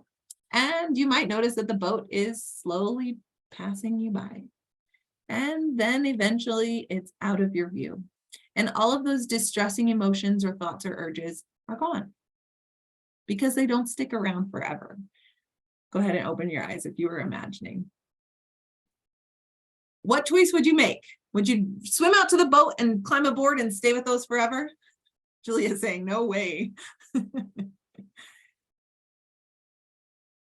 I'm the same. I probably would go climb on the boat. I want to be the person who stays on the riverbank because that is a lot more freeing. I don't have to stay with those like awful feelings forever because I know they're going to pass by on the river, and another boat's going to come by, and another boat's going to come by, and there's going to be lots of boats that come by with lots of feelings and thoughts and urges, and that's okay. But if you can stay separate from them and recognize that you are not your thoughts, you are not your emotions, you are you, and you're experiencing those things, and you can let them pass by, and they will go, they will pass. So that can be an exercise you do with kids too, to help them imagine the boat and ask them, which one do they want to do? And maybe they're like me and they're like, I really want to climb on that boat. Because maybe they're really curious about what's on that boat and how big the things are on that boat, and they want to discover them. They might want to, but then they're on the boat and then they're stuck. So you could use this activity with them and help them figure out, do they want to just recognize them and let them pass by, or do they want to climb on the boat and dig into them more? So this skill is really about building a new relationship with your thoughts. So rather than reacting to every thought that you have, or trying to stop them or suppress them, imagine if you were like sitting on the riverbank and like trying to blow the boat away. Go away, boat. That probably wouldn't really help. So just recognizing that they're there on the boat and accepting the boat for passing by on the riverbank can be a really powerful skill as well. So the key here is remembering that you are not your thoughts, and they aren't even the facts about a situation either. So you can have thoughts that are really just way outside of reality, and being able to accept and recognize that the thoughts are not facts as well. Okay, any questions on distress tolerance? We just went through a bunch of skills really quick, but I just want to ask. Yeah, I can share my PowerPoint. I'll share it to Amanda and she can share it out to you guys.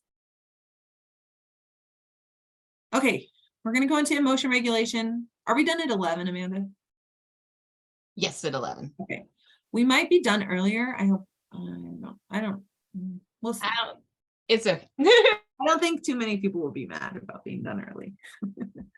Okay, emotion regulation is really just the skill of being able to recognize emotions that come in and being able to increase them or decrease them. So some emotions you might want to increase and some emotions you might want to decrease. But it's really important here that you have control, as much control as possible, over regulating your emotions. So there are biological functions attached to our emotions, and they serve a purpose. So emotions are not bad, even the ones that are sometimes categorized as bad. So for example, fear alerts us to danger. Anger alerts us when our goals or our intentions are being blocked in some way. Sadness alerts us that something or someone has been lost. And then guilt alerts us to when we've acted against our own values. So you can see here that our emotions are really good. They really can provide us with a lot of information and can help us make a choice moving forward. So this is a lot of words. You don't have to read all the words. I'll walk you through this. But in DBT, there's a model of emotions.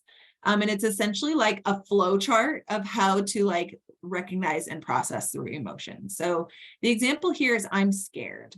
So the first thing so the emotion is scared or fear. So the first thing in the model of emotions is realizing there's always a prompting event. And this is just the event that sets off the emotion. It could be internal, like a thought or a sensation, or something external, like something you saw or heard. Would somebody be willing to share an example of a prompting event that would initiate this feeling of fear or scared? You can share it in the chat or call it out.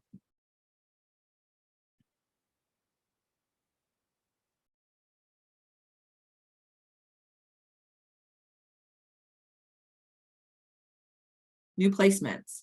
You mean like in your school? Or even our kiddos coming out of custody, moving back to mainstream. Oh, got it. Okay. So are you thinking about the kids' perception? Like going to a new placement? Okay, got it. Yes, that could definitely initiate some fear or some feeling like I'm scared.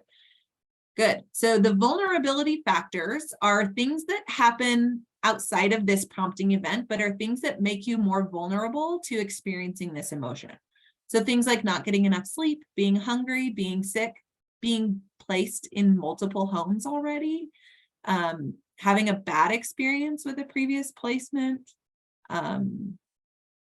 not having your things that you're used to having with you. There's a lot of vulnerability factors that can be added here. But these are really just things that are like layers on top of the prompting event. The third one is thoughts about the event. So this is really just your interpretation of the event. So the event that Amanda put is a new placement, going to a new home. So that's just a fact. There's no thoughts there. There's no emotions there. That's just a fact. I'm moving to a new home. But your thoughts about the event is your interpretation. So what are some thoughts a kid might have about a new placement?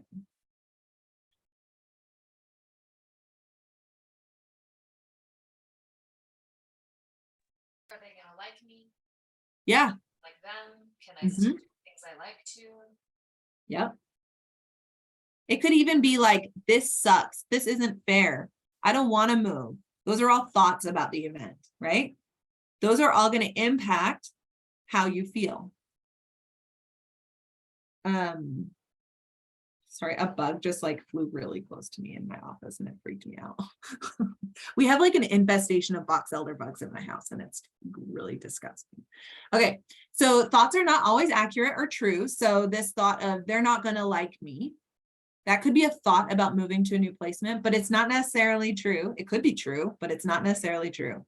So parsing out what's true, what's a fact and what's not a fact. And there's never a time where the thought is a fact. The prompting event could be the fact, but the thoughts are not facts. Then something happens inside your body. These are things that can't be seen, such as beating really fast or your temperature going up or your muscles tensing. These are where your action urges come from. So what are some things that might be happening in this kid's body when he's thinking about going to a new placement? He's feeling scared. He's thinking they're not going to like me. This is horrible. I don't want to do this. What might be happening inside his body?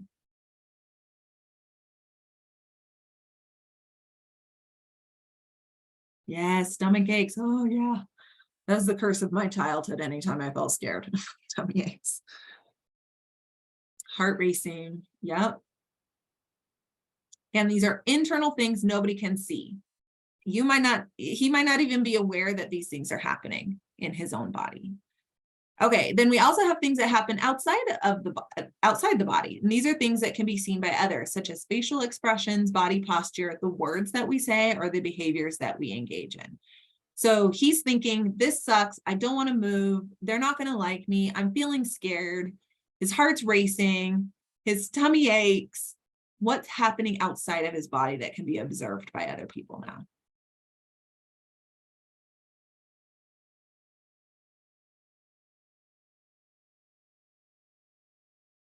He could be short-tempered with the people around him. Yeah, say mean things. He might even cry. Or he could sit in a corner and cry. Yep. Yeah. I think sometimes with sadness, we have those kind of two extreme like reactions, urges is like to lash out and be mean, or to like isolate and cry and be, have that reaction. Good. Okay. And then the last one is consequences. So these happen after the actions or the bodily reactions, and these are the after effects. So let's say he is lashing out to everybody around him and he's being super mean. So he's thinking, they're not going to like me. I don't want to do this. I don't want to move. I'm really scared. His heartbeat is increasing. And now he's saying mean things to everybody around him. What are some consequences?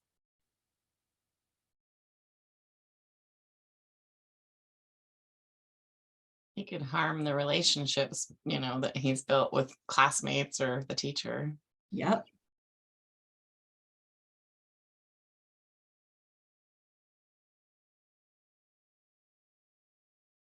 Good. So that consequence often starts another prompting event. So he lashes out to his best friend that he really cares about a lot, and he built a lot of trust and connection with. He says something mean to his best friend, and now his best friend's pissed. And now his best friend says something back to him. And now we have another prompting event that might initiate a new feeling. So now we've got scared and then another feeling that's on top of that, and all kind of connected together. So this is just a way to kind of slow things down a little bit, to see how things are connected, and that emotions are not just simply I'm scared. There's a lot going on behind the emotion, and being able to recognize that there are little bits and pieces that are connected there, because this gives you clues on things that you can do to start managing the emotion. So you could start with the thoughts about the event. Like, what would you rather be thinking, or what would be a more helpful thought? So you could target thoughts. You could target what's happening inside and outside of your body as strategies to try to target in improving the emotional regulation. You could point out the consequences and help them start becoming more aware about what happens when you do act on these urges, when you're feeling this way. What happens after that? And what is the longer term outcome of that? Because that's going to kickstart another set of emotions as well. So I like using this to help people who are not super aware of emotions or what's going on behind the scenes to start seeing things a little bit more clearly. You could probably Google like model of emotions, DBT, and there's probably some diagrams that you can see that put this in like a visual form rather than so many words. Any questions on the model of emotions? We're going to jump in. Oh my gosh, we're out of time. I'm going to do this one, and then there's so much in DBT. Maybe I'll just tell you these ones, because we'll just go as much time as we have, and then we'll be done. Okay, so there's 5 strategies for emotion regulation. The first is check the facts, then opposite action, then problem solving, ABC please, and the wave. So checking the facts is asking yourself a bunch of questions to see if what you're interpreting is accurate or not. So the example in like they're in that scenario with the boy going to a new placement, they're not going to like me as a thought. You can ask yourself a series of questions to figure out if those are true, if that thought is true or not, if you want to keep that thought. One thing I really like is, am I thinking in extremes? Is it true? Is it true that they're going to not like me? Maybe they won't like me at first, but maybe they'll like me after they get to know me. So being able to broaden that and make that not so black and white can be really helpful. So these are really just a set of questions that you can ask yourselves to kind of test out whether or not your thoughts are true or not. Opposite action, we kind of talked about this before. This is just doing the opposite of, or feeling the opposite of what you're feeling. So often we say our emotions impact our behavior. So if we're feeling sad, I'm going to cry. But if that's true, our behavior can also impact our emotion. So if we're feeling sad and I want to feel happy, I'm going to do things, I'm going to act, I'm going to have a behavior that is going to elicit the opposite emotion. So I'm feeling sad. I don't want to feel sad. I want to feel happy. When I feel happy, I am playing in the park with my kids. So I'm going to go play at the park with my kids because I know it's going to make me feel happy. So doing something that's going to elicit the opposite emotion. Problem solving. This is just another set of steps to take to solve a problem. And then ABC please is a bunch of other.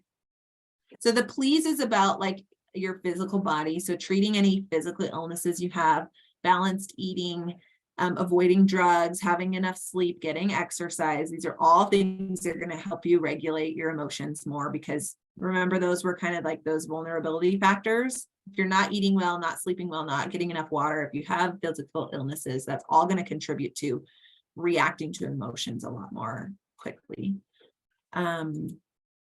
The wave is a strategy similar to the riverbank, but just recognizing that emotions rush in like a wave and then they go away. So just realizing that they're not going to stay here forever and that they might feel really heavy and knock you over like a wave would if you're standing in an ocean, but they will go away.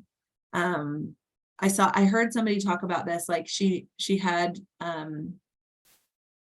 really bad anxiety that came about during her menstruation, and she recognized that it was like a wave, and instead of just like being bulldozed by the wave, she was able to use her skills to like dive into the wave metaphorically, and like she wasn't stopping the wave, she could not stop the wave, but she had some skills to cope and to not let it completely bulldoze her over, and she could survive a little bit better. Interpersonal skills, there are 3: dear man, give, and fast. So these are skills that you want to engage in when you want to improve relationship, either with yourself or with others. So the dear man skills are used when you want to increase the chances of getting what you want out of a relationship. The give skills helps you build and maintain your relationship with the other person. And the fast skills helps you build and maintain self-respect. So when you're thinking about interpersonal skills, you want to try to figure out, am I trying to get what I want here? Am I trying to build and maintain my relationship, or am I trying to build and maintain my self-respect? And that would help you determine which skill you would want to use. Because in some relationships, you don't really care that much about having that strong relationship with them, and you are only interested in getting something out of it. For example, maybe a student really just wants to get an A in the class. He doesn't really care about being nice or kind to the teacher, but he's going to use the skills in Dear Man to get what he wants, to get that A, not necessarily to build and have a really strong connection with the teacher. Vice versa, like if you want to build and maintain a relationship, maybe your spouse wants to go on a vacation to Hawaii and you want to go to Switzerland. If you really care about your relationship more than getting to go to Switzerland, you might use the give skills in order to connect with your partner rather than using the dear man skills to get what you want.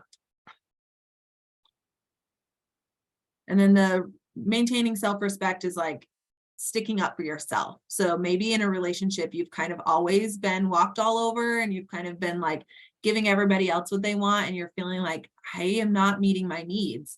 You would use the fast skills in a relationship in order to prioritize yourself, which is also something that's really important. Okay, that's it, guys. These are the skills: mindfulness skills, emotion regulation skills, distress tolerance, and interpersonal skills. We went through them very fast. I apologize for that. But any questions? We have 4 minutes left. That was impressive, Tiana. It was too much for one training. Now I know. Well, that's why we record them. You can go back and pause it, take a breath, watch some more. Google, ask the Google. And ask the Google everything, because yes, what would we do without Google? I don't know, Okay. especially as a parent. Yep. I was just going to make a comment, Tiana, that I think it's important for our mentors to understand that this is a lot of our students are receiving DBT specific treatment. Yeah. And so when you're working with your students to understand kind of what they're working on with their therapists, I think is really, really helpful, because then you can maybe connect some of the dots for them. Yeah, and maybe even practicing the skills in a different setting. So maybe they've been practicing these in therapy or in group settings with their therapists, but doing it in a school might be totally different. And like the triggers that come up in school might be even like something they haven't really thought through or worked on yet. So I love that. Thank you for that connection. I often find how many little things are interwoven between all of our worlds. So awesome. But we do have a couple more minutes. So if there's questions, you're welcome to holler out. While we are doing that, I'm going to get my link up for you all on the post-training survey. And as always, I will share it out, but just wanted to give that to you here. Let's see, it'll cooperate. Amanda, do you want me to send this PowerPoint in as slides, or do you want me to send it as a PDF? What would be better? The PDF would be easier, I think. Okay. Well, I'm not seeing any questions on the chat, so I appreciate everybody's time and attention today. And I know we did cover a lot of information, but you're welcome to go back and revisit that when needed, or reach out and we'll be happy to connect you with Cathy or Tiana. And I hope you all have a wonderful afternoon and a happy Halloween. You know, it's my time of year, so I am enjoying, especially the weather we're getting this year. I'm not complaining. So everyone have a good afternoon and a happy Halloween. Thank you so much. Thank you.